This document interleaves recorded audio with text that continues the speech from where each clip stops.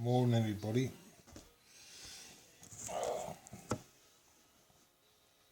I hope everybody's all right. I hope anybody hasn't have to get the rigid inflatable out. Word of advice on people who are suffering with floods: you should keep your inflatable in the loft, because if the water ever gets that far, it's the only time you're going to want to use it, really, isn't it? So best keep it in a loft, and some 50-foot lengths of rope. Anyway, this little evening's discussion, I didn't know whether to call it the Multitool, ultimate Multitool, or one in the hand is worth two in the bush. So I thought double, 2 for 1, because I've had a few white and Mackays and a bit of medicinal tobacco. So,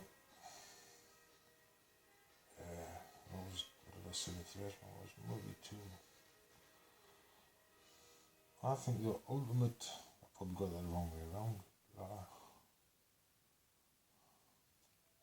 Anyway,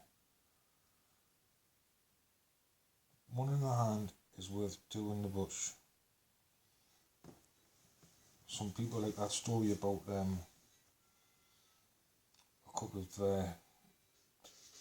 do-gooders trying to tell me what was what on a couple of occasions.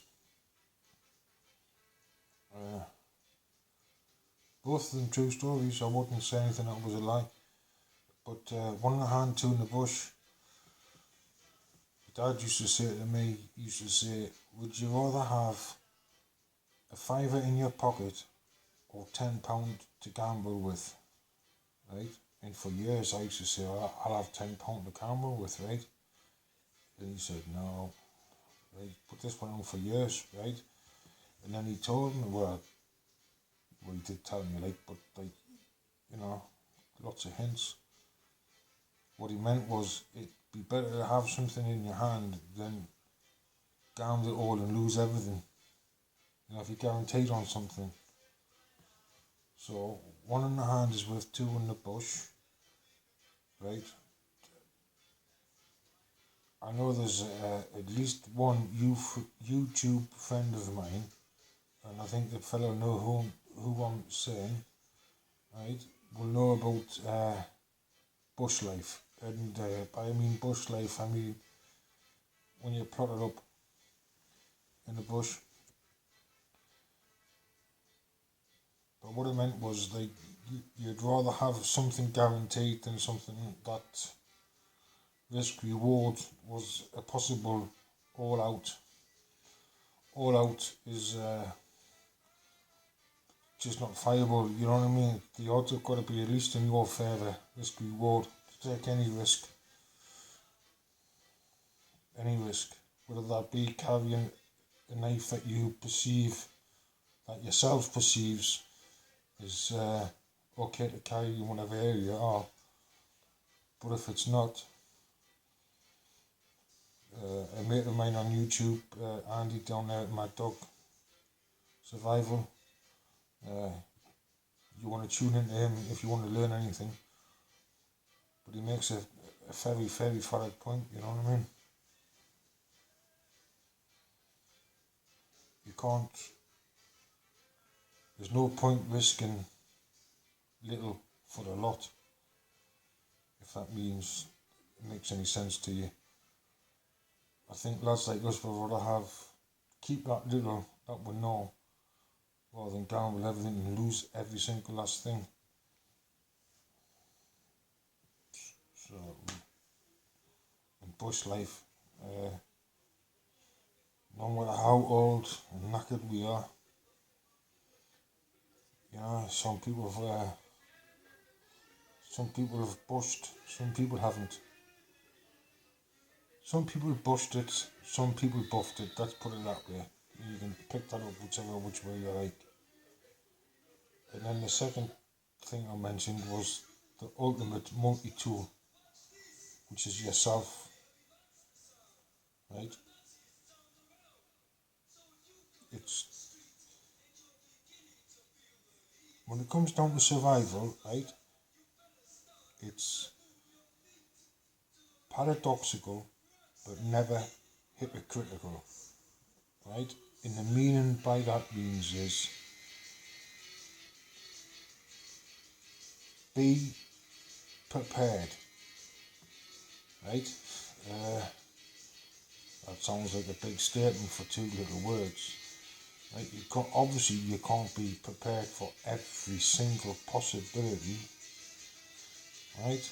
So you chip it away down to the very basics of human survival, right?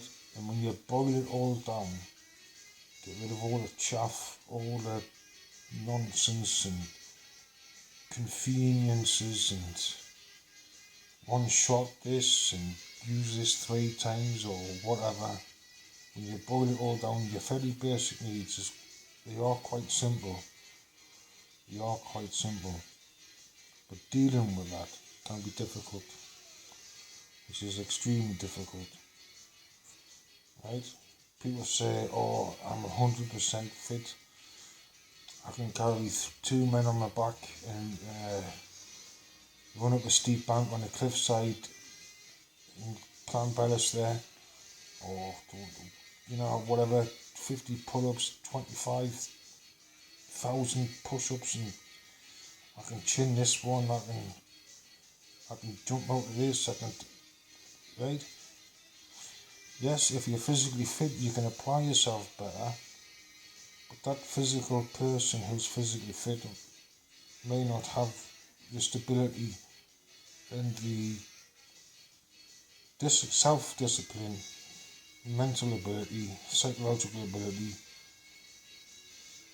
to handle any other situation rather than a physical or an adrenaline rush or whatever you like to call it, And I mean that's something that people quite often misunderstand. And I mention it because I'm getting older and I'm reaching to the point now where if I adjust weight lower anymore, I'm gonna have to give up breathing soon. I just can't take the weight. Just even in the flat, I just put it on my back. I've got to take it off. And we're only talking about stone. So I've got to knock it down. It's going to get down to a belt kit. So I'm going to have to either, I don't know, fucking look at some lightweight kit. Some proper lightweight kit. As in something to keep me warm, dry.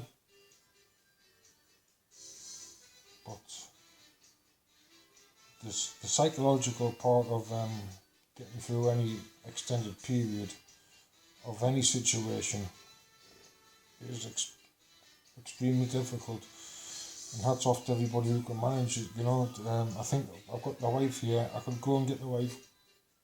She'll tell you my personal life might be a fuck up, but she'll tell anybody. I'll tell you what, if the shit hits the fan, the person who you want is it's me they come to. You know what I mean? So I must be doing something right, or I've got it wrong. But